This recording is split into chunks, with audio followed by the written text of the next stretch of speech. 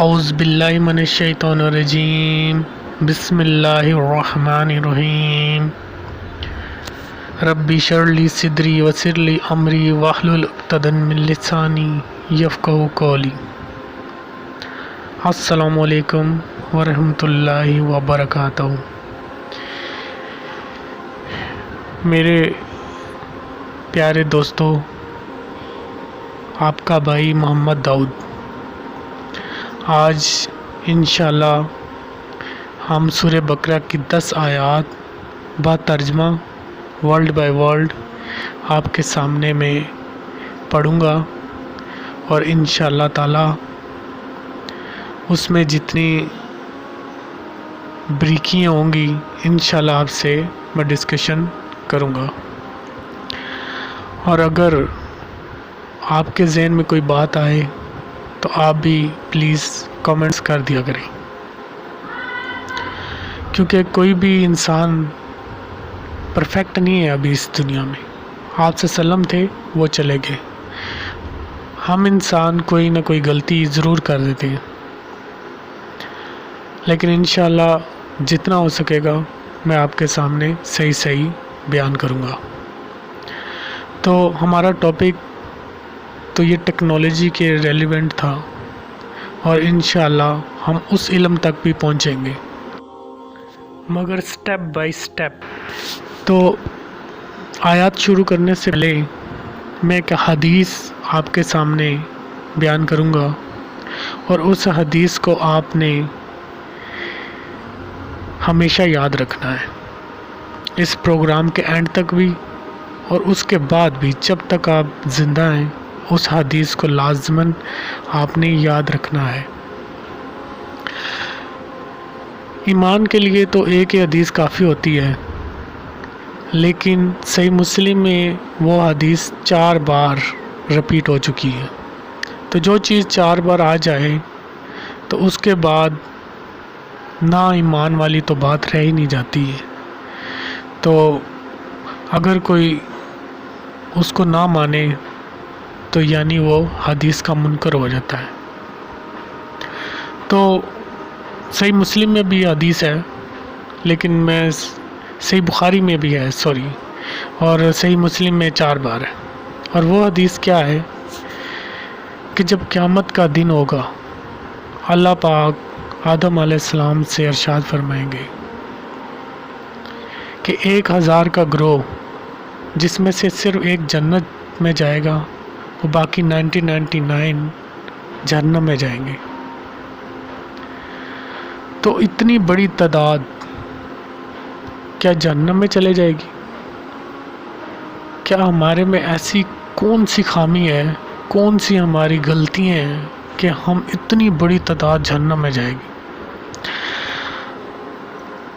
تو غلطیاں اگر نوٹ کرنے پہ آئیں تو ہمارے بچنے کے کوئی بھی چانس نہیں ہے، لیکن اللہ پاک غفور و رحیم ہے۔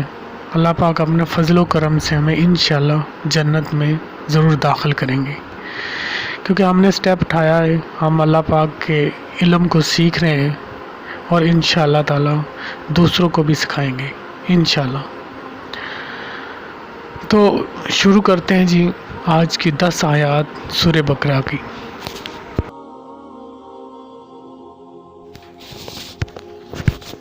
بسم اللہ الرحمن الرحیم۔ الف لام میم ذالک الکتاب لا ریب فیہ ھدی للمتقین۔ یہ کتاب ہے، اس میں کوئی شک نہیں، بالکل جی اس میں کوئی شک نہیں ہے۔ یہ اللہ پاک کی کتاب ہے، پوری کائنات کے بنانے والے کی کتاب ہے، اس میں کوئی بھی شک نہیں کر سکتا۔ جو لوگ شک کرتے ہیں انشاءاللہ تعالی قیامت والے دن اس چیز کا ضرور اجر پائیں گے۔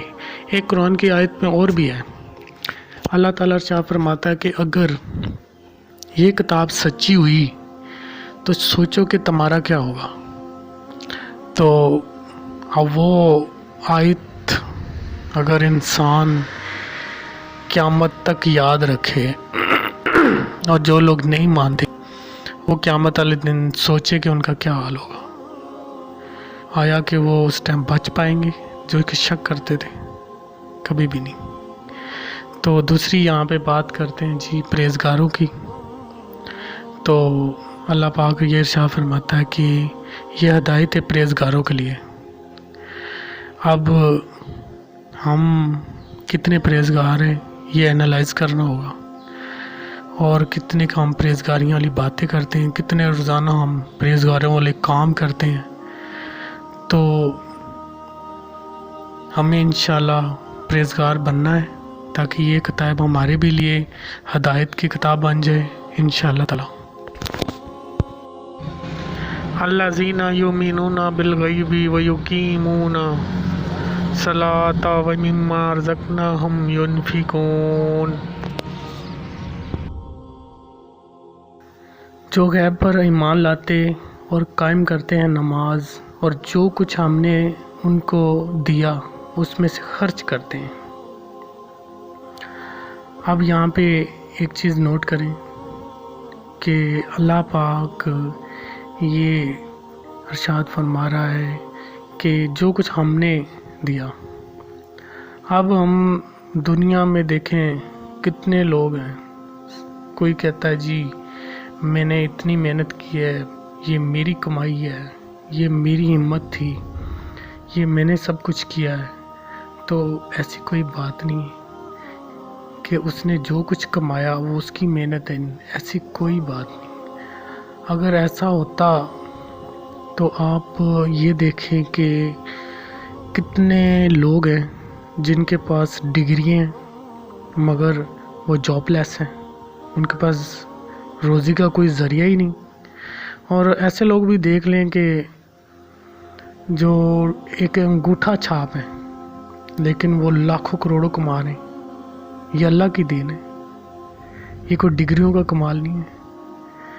تو اس سے ظاہر ہوتا ہے کہ پیسہ کمانے کے لیے ڈگری کا ہونا ضروری نہیں ہے، یہ اللہ پاک ہی جو قسمت میں جو کچھ ہوتا ہے، جتنا رزق لکھا ہوتا ہے اتنا ہی اللہ پاک ہر انسان کو دیتا ہے۔ تو غربت کوئی بری چیز نہیں ہے، کیونکہ جتنے نبی آئے ہیں وہ سارے غریبوں میں سے ہی، جتنے نبی دنیا میں تبلیغ کرتے رہے ہیں اور ان کو لوگ کہتے تھے کہ یہ کیسا نبی ہے کہ ہمارے مالداروں میں اللہ تعالیٰ نے کیوں نہ بھیجا، تو توبہ نعوذ باللہ ان کی بے حرمتی کرتے تھے اور ان کو قتل بھی کر دیتے تھے۔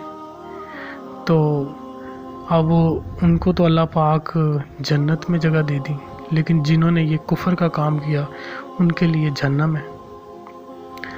تو لہٰذا زیادہ دولت، زیادہ پیسہ یہ اچھی چیز بھی نہیں ہے، کیونکہ قیامت والے دن اس کا حساب بھی دینا پڑے گا، اور جتنے ہم غریب لوگ ہیں، ہم غریب لوگ بہتر ہیں، ہمیں اس لحاظ سے ہمیں حساب بھی کم دینا پڑے گا۔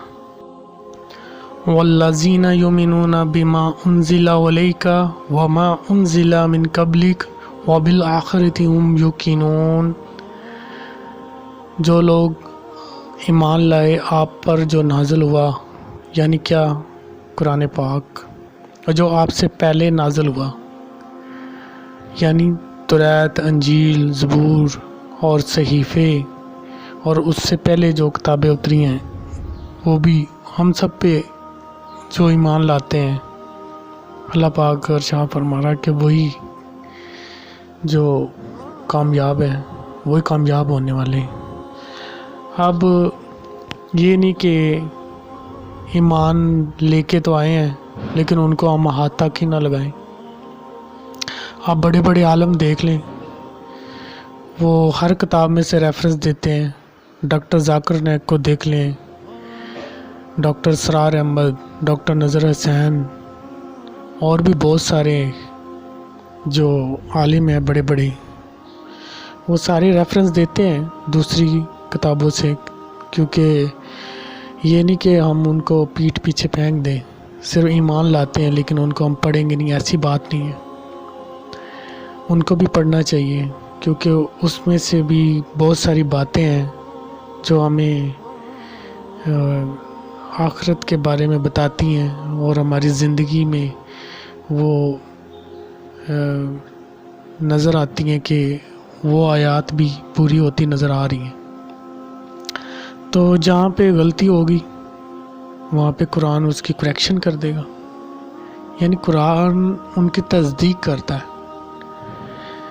جہاں پہ مسٹیک ہوگی، جہاں پہ انہوں نے تبدیلی کی ہوگی، وہاں قرآن بتائے گا ہمیں کہ یہاں پہ مسٹیک ہے، یہاں پہ انہوں نے تبدیلی کی ہے۔ اب ایسا نہیں ہے کہ ان کو ہم بالکل چھوڑ دیں، ان کو بھی پڑھنا چاہیے، کیونکہ اس میں سے بھی بہت سارا نالج ہے جو کہ ہمیں جاننے کی بہت ضرورت ہے۔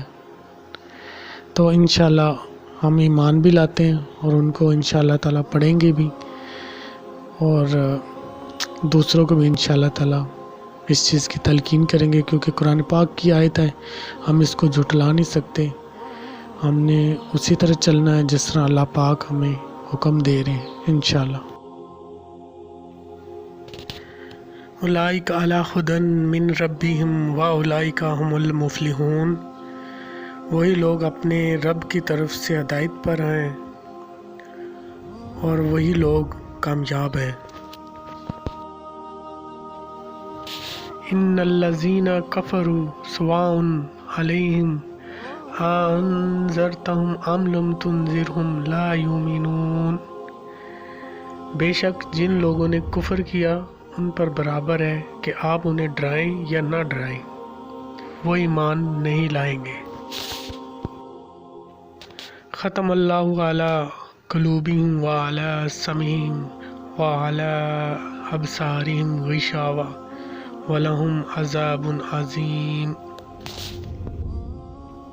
اللہ نے ان کے دلوں پر اور ان کے کانوں پر مور لگا دی ہے، اور ان کی آنکھوں کے آگے پردہ ہے، اور ان کے لیے سخت عذاب ہے، بہت بڑا عذاب۔ وَمِنَ النَّاسِ مَن يَقُولُ آمَنَّا بِاللَّهِ وَبِالْيَوْمِ الْآخِرِ وَمَا هُمْ بِمُؤْمِنِينَ، کچھ لوگ ہیں جو کہتے ہیں کہ ہم اللہ پہ ایمان لائے اور روز آخرت پہ ایمان لائے، لیکن وہ ایمان لانے والے نہیں ہیں۔ یخادعون اللہ والذین آمنوا وما یخدعون الا انفسهم وما یشعرون،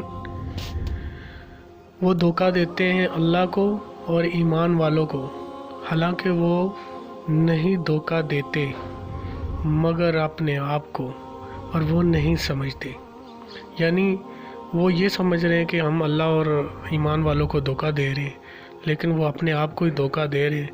جب ان کی ایمان کی آنکھ کھلے گی تو ان کو اصل حقیقت پتہ چل جائے گی کہ یہ کیا ہوا، ہم تو خود دھوکہ دے رہے تھے اور خود ہی اس دھوکے میں پھنس گئے، اور اس دن ان کے لیے سخت عذاب ہوگا۔